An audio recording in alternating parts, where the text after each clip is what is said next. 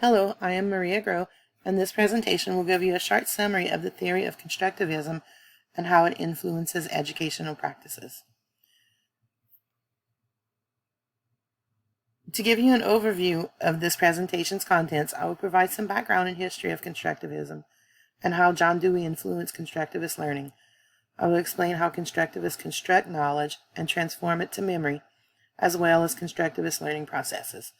I will discuss ways to motivate the learner using constructivist methods.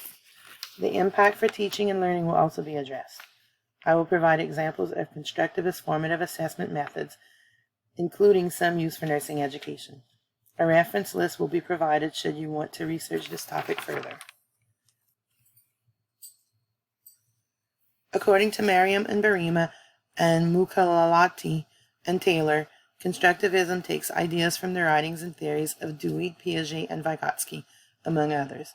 Constructivism is based on the experiential learning aspects of Dewey, who wrote about how we learn from our past experiences and connect that knowledge to new experiences. Piaget's cognitive development that states that we become better able to draw meaning from our experiences as we mature, and Vygotsky's sociocultural learning theory that states that we learn how to problem solve through our interaction and understanding of our experiences and environmental influences. Constructivism came to the forefront of education in the late 1800s and early 1900s and has an epistemological foundation. In 2021, Ravitch and Carl define epistemology as gaining knowledge from your experiences and how you perceive those experiences. Constructivists believe that your past experiences dictate what you learn and how you retain that knowledge. Constructivism also states that your past experiences guide you in making connections to and the learning of new knowledge or skills. Therefore, students construct their knowledge from what they know from their past environments and apply that to what they are experiencing in new environments, which, according to Merriam and Barima, is how they perceive meaning from their experiences. According to Knowles et al., constructivism is contextual in nature and is influenced by the cultural and social characteristics of the environment. To quote Merriam and Barima, we see aspects of constructivism in today's modern methods of education, such as self-directed learning, experiential learning, reflective practices, and situated cognition. This is found on page 37 of the Adult Learning Linking Theory to Practice textbook. John Dewey believed that knowledge and meaning was constructed from your experiences and how you deal with real-world problems. According to Field, John Dewey was a pragmatist. Field stated that Dewey's pragmatic thinking viewed obtaining knowledge through an active interaction and experimentation with the environment. In Experience and Education from 1938, Dewey wrote about gaining knowledge by solving real-world problems. Dewey stated that learning should not be passively taking in information, but should be an active process that is focused on collaboration with the teacher and classmates to learn through discussion, inquiry, and experiential learning rather than rote dictation and memorization of facts. The teacher should guide and facilitate learning as well as participate in learning experiences, develop trusting relationships with students. According to Noddings, Dewey also wrote that personal growth and educational growth should be obtained through continued learning. We see this in healthcare professionals who continue to grow as professionals through their continuing education practices to keep up with changes in healthcare delivery. In 2020, Knowles et al. Wrote that sensory memory was experienced to determine what information needs to be kept and also depends on what is already in your long-term memory. Through connections made with already stored knowledge, your mind decides on what additional information to keep. Our past experiences with the environment and world help us to perceive meaning from new experiences. Knowles et al. Also stated that the knowledge we gain is rooted in the context of the experience from which we learned. Savory and Duffy developed constructivist instructional principles that were published in 1995 and are as follows. Learning activities should have a greater purpose than just an assignment. Constructivists believe that learning prepares us to be an effective member of society, and our learning should be based on solving real-world problems. Helping the student relate the topic to be learned to real-life experiences by allowing them to choose the problem or task so that it is more meaningful to them will also provide a more engaging and individualized learning experience that they are in charge of constructing, rather than just memorizing facts and following a set of instructions or cookie-cutter assignments.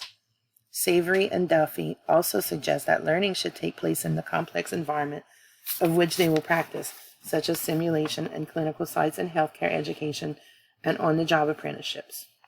Savory and Duffy also stated to encourage experimentation with new ideas and ways of doing things and solving problems, especially in conjunction with collaboration and groups, and to provide a debriefing session to determine the effectiveness of the learning and the learning strategies. According to Savory and Duffy and Seaton Dindar, following constructivist principles and methods of teaching will provide an interactive learning environment that engages and motivates the students in a learning experience that they have a say in and feel free to express ideas. They also will get feedback from peers. Students also experience successes and failures in a safe environment, which both have an impact on motivation to learn by learning what to do and not to do. Constructivist methods allow students to find their own way of comprehending the content through connections with what they have already learned. Building on Savory and Duffy's constructivist learning principles and how using those teaching methods to motivate students to use what they know to make connections with new knowledge, constructivist pedagogy promotes students to critically think about the problem or task.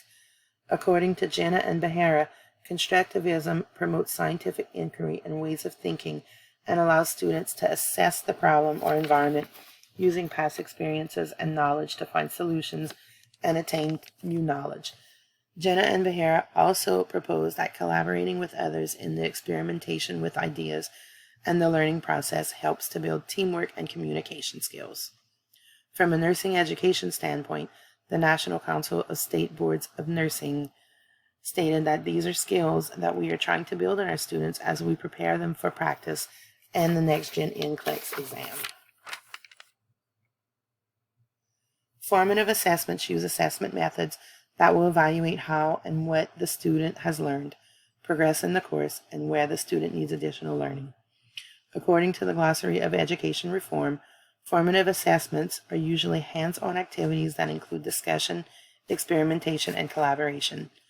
Jenna and Behera noted that the very nature of formative assessment is, in essence, constructivist methodologies, as both strive to improve the quality of learning based on the needs and experiences of the student.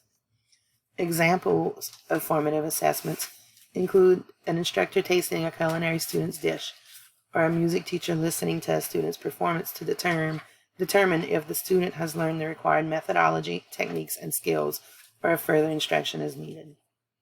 In nursing education, Epps et al. Stated that constructivist pedagogy is at the heart of nursing program curricula, and related skills lab, skills checkoffs, unfolding case studies, simulation, and clinical experiences as constructivist formative assessments, as these build thinking, judgment, and teamwork skills.